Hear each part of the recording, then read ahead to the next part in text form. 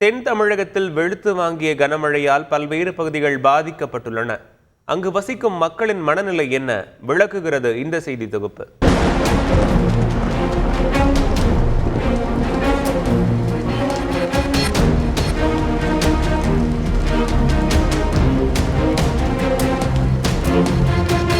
குமரிக்கடல் அதனை ஒட்டியுள்ள பகுதிகளில் உருவாகியுள்ள வளிமண்டல சுழற்சி தென் தமிழகத்தில் மழையை கொட்டி தீர்த்து கொண்டிருக்கிறது.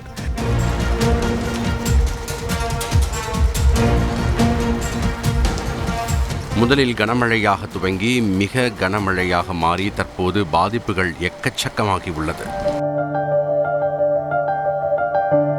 தூத்துக்குடியில் உள்ள ராஜீவ் நகர், பால்பாண்டி நகர், நிக்கிலேசன் நகர், புஷ்பா நகர் உள்ளிட்ட இடங்கள் இருப்பதிலேயே மிக தாழ்வான பகுதியில் அமைந்திருக்கிறது.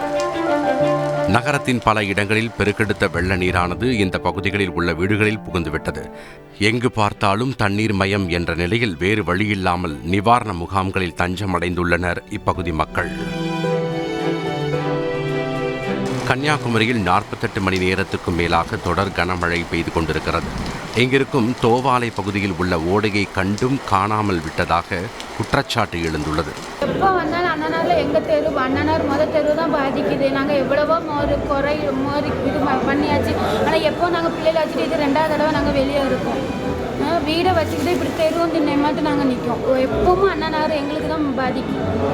ஏற்கனவே வீடை இழந்தாச்சு, இனி எங்களுக்கு இழக்கிறதுக்கு இனி ஒன்றுமே கிடையாது.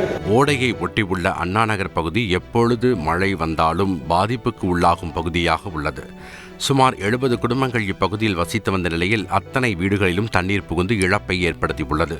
தற்போது உடைமைகளையும் விட்டுவிட்டு தற்காலிக முகாம்களில் தங்க வேண்டிய நிலைக்கு தள்ளப்பட்டுள்ளனர். ரொம்ப கஷ்டமாக இருக்குது. தண்ணி வந்தாலே மழை வேண்டியதே எங்களுக்கு பயமாக தான் இருக்குது. வீட்டுக்குள்ளெல்லாம் தண்ணி வந்துருக்கு. இது 2 மண்டபம் உட்காந்து.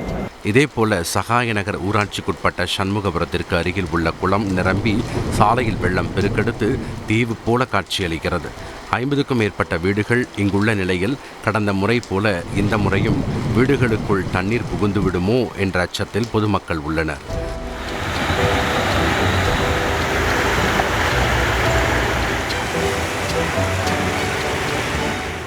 தென்காசியில் உள்ள மலையான் தெரு பகுதி மக்கள் வசிக்கும் மண் வீடுகள் கனமழை வெள்ளம் காரணமாக இடியும் நிலை ஏற்பட்டுள்ளது. பாதுகாப்பு கருதி பெண்கள், குழந்தைகள் உட்பட 26 பேர் இப்பகுதியில் இருந்து வெளியேற்றப்பட்டு நிவாரண முகாமில் தங்க வைக்கப்பட்டுள்ளனர்.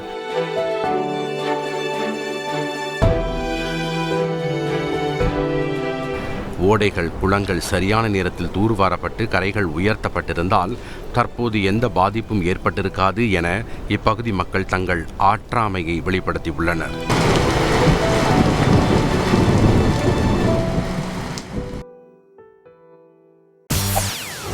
செய்திகளை உடனுக்குடன் தெரிந்து கொள்ள உடனே சப்ஸ்கிரைப் பண்ணுங்க.